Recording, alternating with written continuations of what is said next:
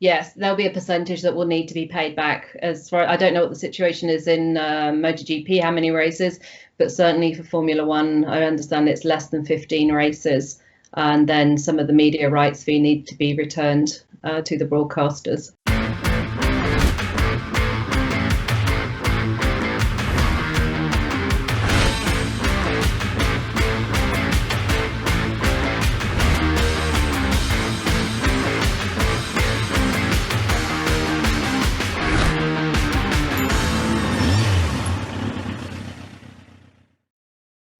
Hello, Claire. Thank you so much for joining to my GPspirit face-to-face. First of all, let me introduce you to my viewers because a lot of people is working in the background for all the championships that clearly we cannot know them. So Claire Ritchie-Tomkins, first of all, founder of SQN, you said I can pronounce like this, agency, and also co-founder of Init eSports.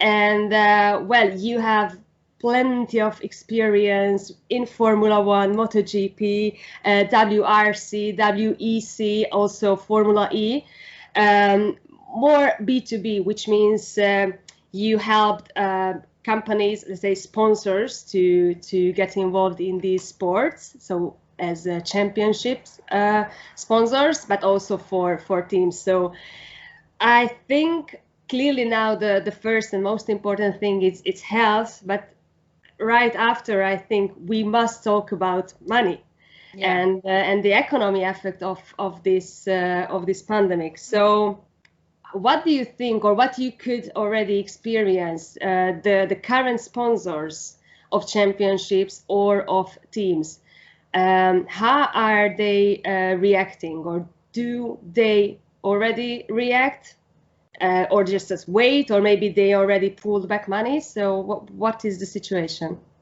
I think in the current situation, any sponsor understands that this is out of the realms of the responsibility of the teams, the championships, and there's a feeling that we're all in this together. I think, you know, that there are long-standing contracts in place for many sponsors. I think any of the top tiers of motorsport championships have pretty tight sponsorship contracts. So I think, you know, that will be sustaining them through this situation. I think there's two things. I think from a sponsor's perspective, you need to try and make the most of the situation. So that means continuing to communicate, continuing to get the message out there, being creative in terms of campaign ideas, anything that you can do around that, to pivot, to take advantage of the situation from a communications perspective, something about doing good and putting that in a positive light.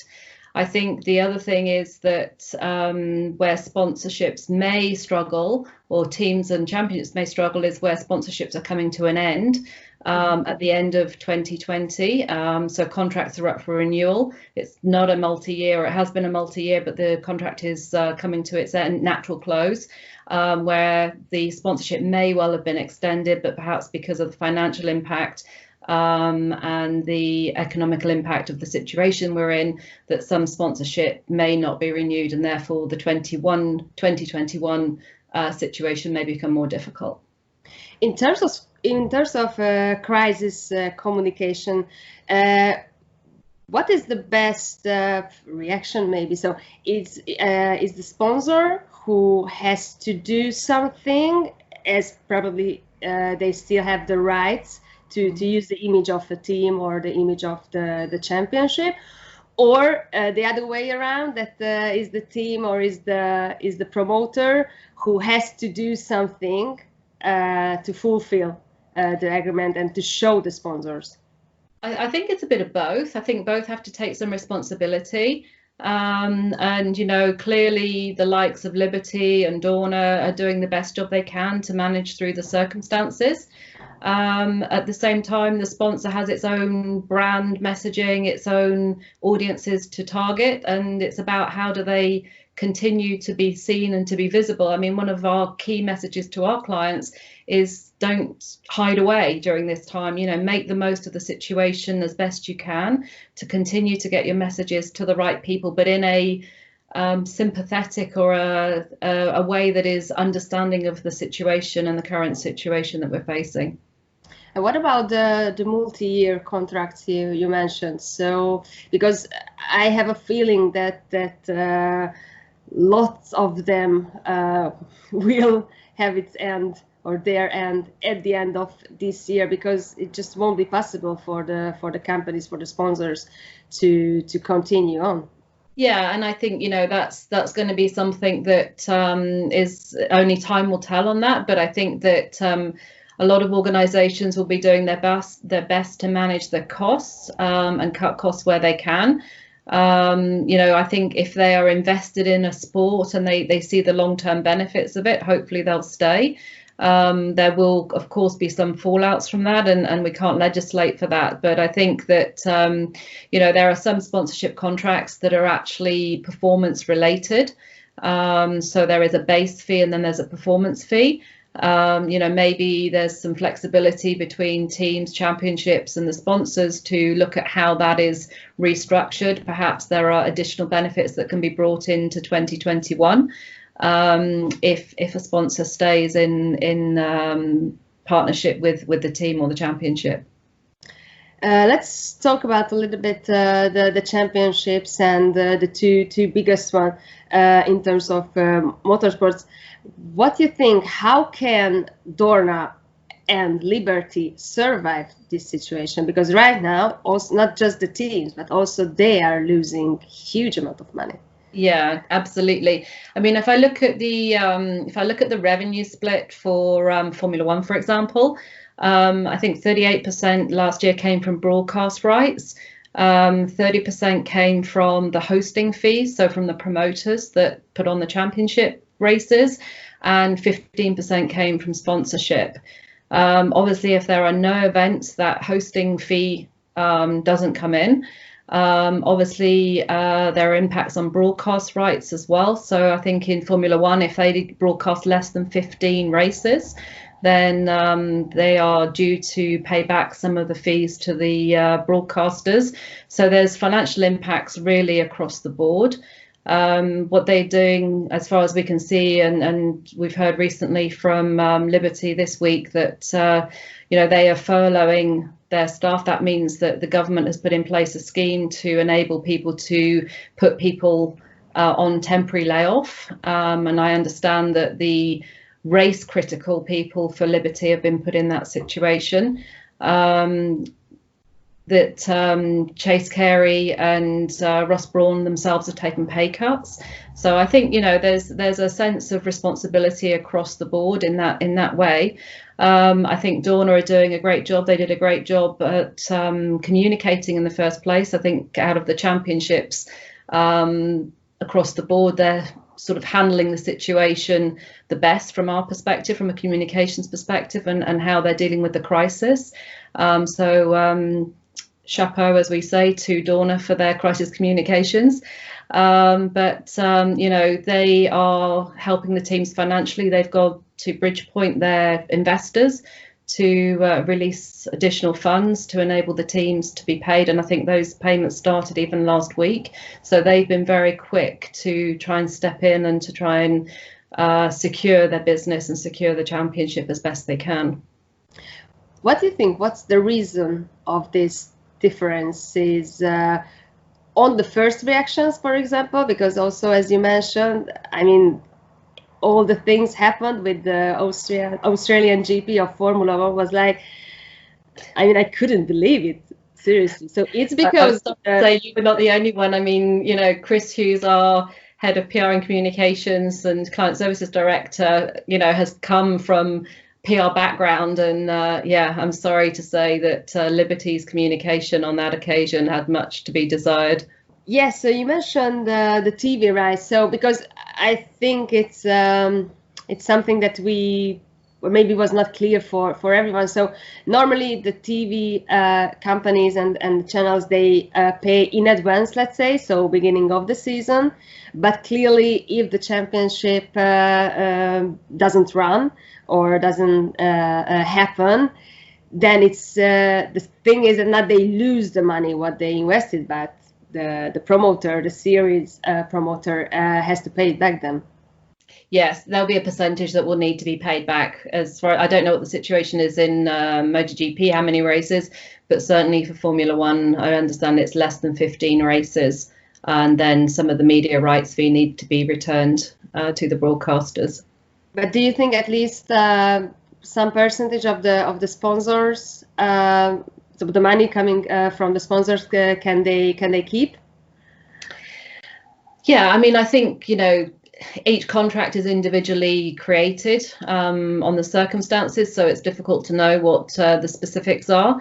But as I say, you know, maybe there is a base level that is retained, and maybe there is either some compensation through additional benefits that are rewarded for 2021, or there's negotiations that need to take place.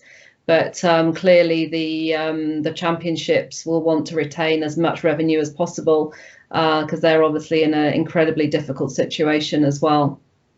Yeah, and more people think that as the time goes, the chance to have any races and any championships this year, it's less and less. How do you see this, for example, and what's going to happen? Because having less races is a situation, but having no races is a disaster for everyone.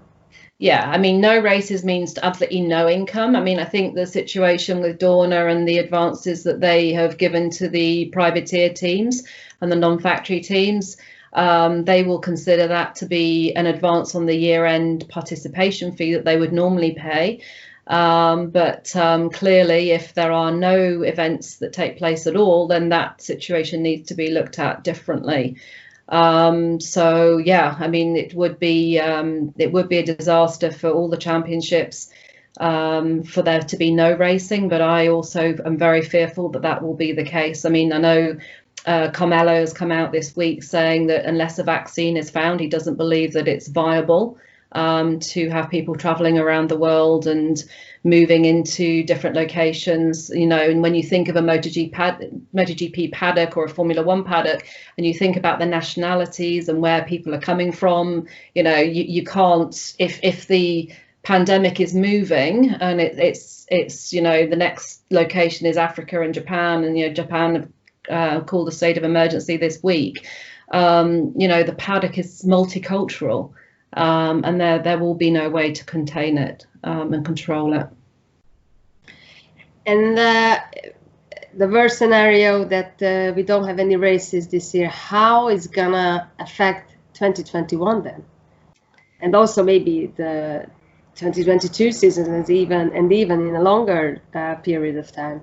Yeah, I mean, you know, it will absolutely have a knock-on effect. I mean, the economy overall will be affected massively, and sadly, sponsorship and sport are one of the things that gets hit quite hard in a downturn. At the same time, I think, you know, people will have been indoors for however many weeks, months by the time this finishes, and I think there will be a great enthusiasm for sport and live sport, particularly for people to go out and do things. So I think that the upturn will happen quite quickly once we get the all clear, or at least the ability to move around again. But yeah, there will be absolutely knock-on effects. I mean, if you think about the Formula One situation, the money that's paid to teams in Formula One is paid in arrears. So, you know, the 2019 figure that was paid to teams, I think, was 101 million. So, you know, that money still needed to be paid by Liberty this year for last year, but they've got no revenue coming in. So how are they going to manage that? And, you know, costs that were paid out are going to need to be covered somehow. So I think, you know, we're going to need to see what happens, but hopefully people and brands, people will want to attend events, and brands will still want to participate and get their message out there. And maybe it's a question of everybody being a bit flexible in terms of how things work.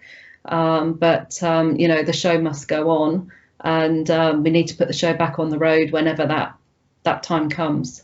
Sure. Do you know about any companies who wanted to join to MotoGP or Formula One or any other big championship we mentioned, but they pulled back basically because of the coronavirus pandemic? Yeah, we're in discussions with a couple of brands who are looking at future investments, and because of the impact on their business, they have put those discussions on hold right now. But we are encouraging them to try to continue to look forward, to think about what's going to happen once we're out of this situation, and the reasons for which we were already discussing those opportunities still stand.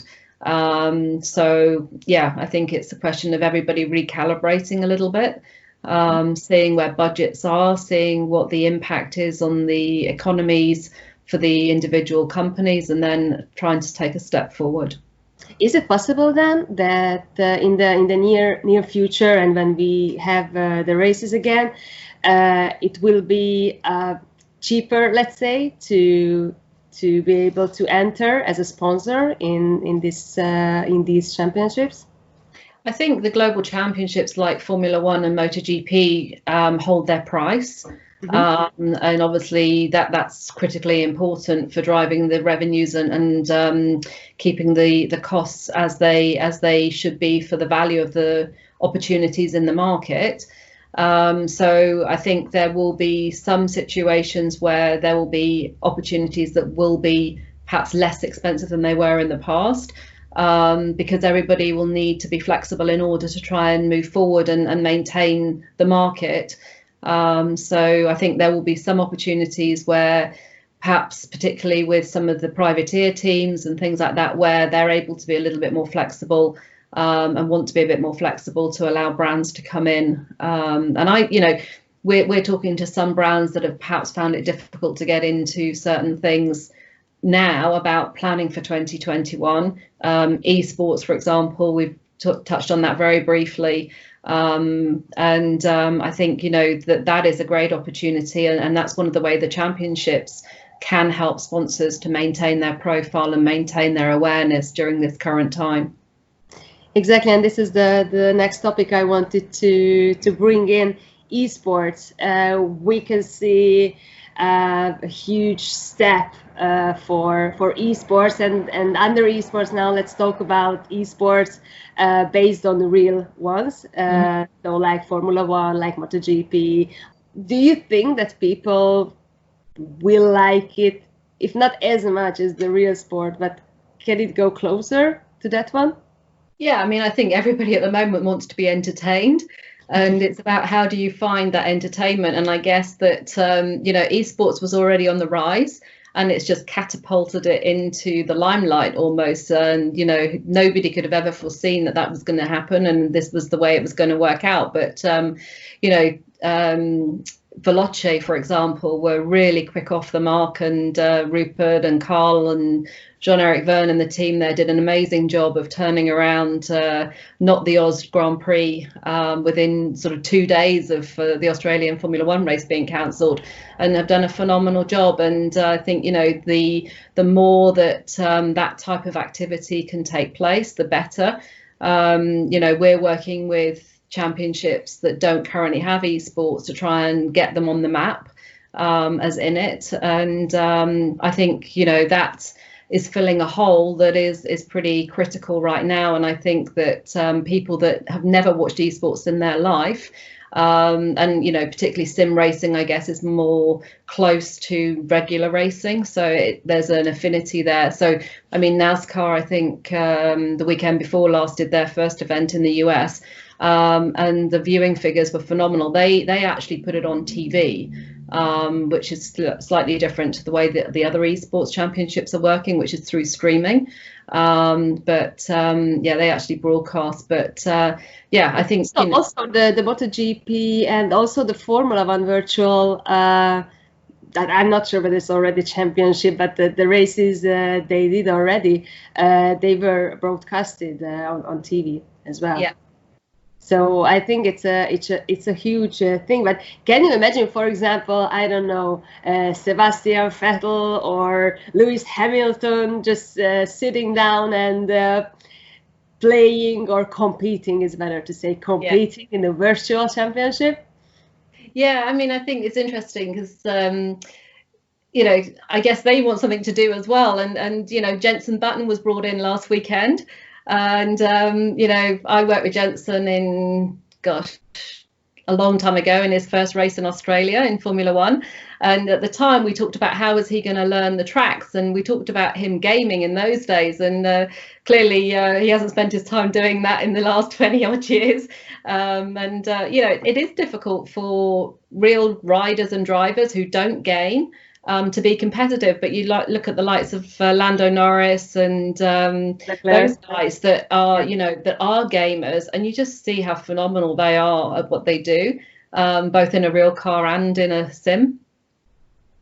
Yeah, but still, in case of Formula One and also other car sports, so four-wheel motorsport, it's much closer. Sim racing, it's much closer to the real one. Let's say, like for example, with MotoGP. So with MotoGP, you know, playing with a controller, not quite the same. Exactly.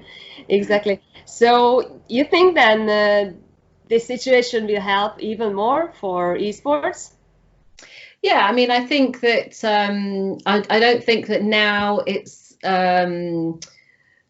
got its profile, that it's going to lose that profile. I think that it will continue and it will be maintained.